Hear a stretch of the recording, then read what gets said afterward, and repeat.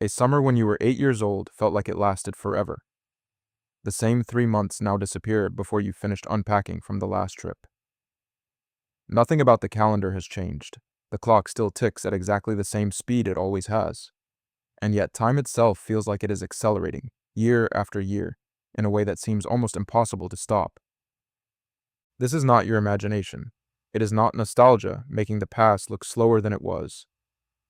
It is a real, measurable phenomenon that happens inside the human brain, and understanding why it happens will change the way you experience every year you have left. To understand why time speeds up, you first have to understand something strange about how your brain actually tracks time. You do not have a single internal clock. You have several different systems working together, and the one that matters most here is the one that estimates how much time has passed based on how much new information your brain had to process.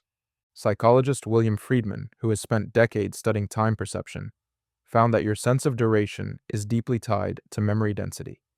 The more new, distinct memories your brain forms during a stretch of time, the longer that stretch of time feels in retrospect.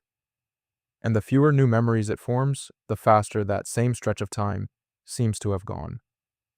Think about what childhood actually was, from your brain's perspective. Nearly everything was new. The first day of a new school year, a new teacher, new friends, new skills learned one after another in rapid succession. Riding a bike for the first time, learning to read, tasting a food you had never tried before. Your brain was constantly building fresh neural pathways to encode all of this novelty, and each new experience left a distinct, separate memory. Neuroscientist David Eagleman has studied this effect directly. He found that when people experience something genuinely novel and unfamiliar, their brains lay down significantly more detailed memories than when they experience something routine. And here's the critical part. When you later try to estimate how long that period of time felt, your brain essentially counts the memories. More memories, densely packed, get interpreted as more time having passed. Fewer memories, more sparsely packed, get compressed down to almost nothing. This is why a 2-week vacation somewhere completely new can feel longer in memory than 6 unremarkable months at home. It is not that the vacation contained more actual time. It is that the vacation contained far more new information, and your brain used that information density as a proxy for duration. Now think about what adulthood actually looks like, from your brain's perspective. You wake up at roughly the same time. You take the same route to work. You see many of the same people. You eat similar meals. Your brain, having already built the neural pathways for all of these experiences, no longer needs to encode them in rich detail. It runs on a kind of cognitive autopilot, conserving energy by not laying down a distinct, separate memory for every single day. And when days are not distinctly encoded, they blur together. A month can pass and leave behind only a handful of memorable moments. The rest simply was not recorded with enough detail to count. This is sometimes called the forward telescoping effect, alongside something psychologists call the holiday paradox. While you are on an unfamiliar vacation, time can feel like it is moving slowly, because every hour is packed with new sensory information that your brain has to actively process. But when you look back on that same vacation afterward, it feels like it flew by, because in memory, that dense block of novelty gets compressed into a vivid, but short-feeling highlight reel. The opposite happens with routine. A routine week feels like it passes quickly while you are living it, because there is little novelty demanding your attention. But in memory, it also takes up almost no space, because there was nothing distinct to encode. Routine is fast in both directions.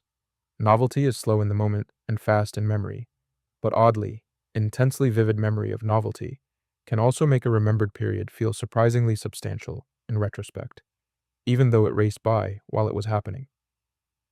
There is also a mathematical explanation that researchers call proportional theory, first proposed in different forms by psychologists including Pierre Janet in the 19th century.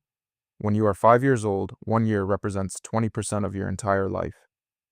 That single year is an enormous fraction of everything you have ever experienced, which is part of why it feels so expansive. When you are 50 years old, 1 year represents only 2% of your life. The same fixed unit of time has become proportionally tiny compared to everything that came before it. Your brain, in some sense, measures time not in absolute units, but relative to how much life you have already lived. As the denominator grows larger every year, each new year necessarily shrinks in relative size.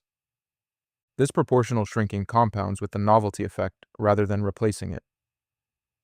As you get older, you also tend to settle into more stable routines. Careers stabilize, relationships stabilize. Daily patterns become fixed. The very stability that often makes adult life feel secure and comfortable is simultaneously the same stability that strips away the dense novelty your brain needs to register the passage of time as substantial. You are not imagining that your life has become repetitive. In a very real, measurable sense, it has. And your brain is responding accordingly by compressing those repetitive years down into thin, easily forgotten slices of memory. This matters because it means the speed of your perceived life is not fixed. It is not an inevitable consequence of aging that you are powerless to influence. It is, to a significant degree, a function of how much genuine novelty you allow into your days. Neuroscientist Eagleman's own research suggests that deliberately seeking out new experiences, learning new skills, traveling to unfamiliar places, meeting new people, and breaking from routine can measurably slow your subjective experience of time because each of those experiences forces your brain to encode rich, distinct memories rather than letting the days blur together. This does not mean you need to dramatically upend your life or travel constantly to feel like time is moving at a human pace again. Small doses of novelty appear to work as well as large ones. A new route to a familiar place, a new hobby attempted for the first time, a conversation with someone you would not normally talk to. Each of these forces your brain out of autopilot, if only briefly, and lays down a memory distinct enough to register later as time that actually happened, rather than time that simply passed. There is something quietly hopeful in this. The acceleration of time as you age is not a verdict on how much of your life remains. It is instead a signal about how much of your recent life has been genuinely lived versus simply repeated. The years that blur together are not lost because time betrayed you. They blur together because your brain, quite reasonably, did not think they were worth encoding in detail. And that means the antidote is available to you immediately. Not someday, not after retirement. Today.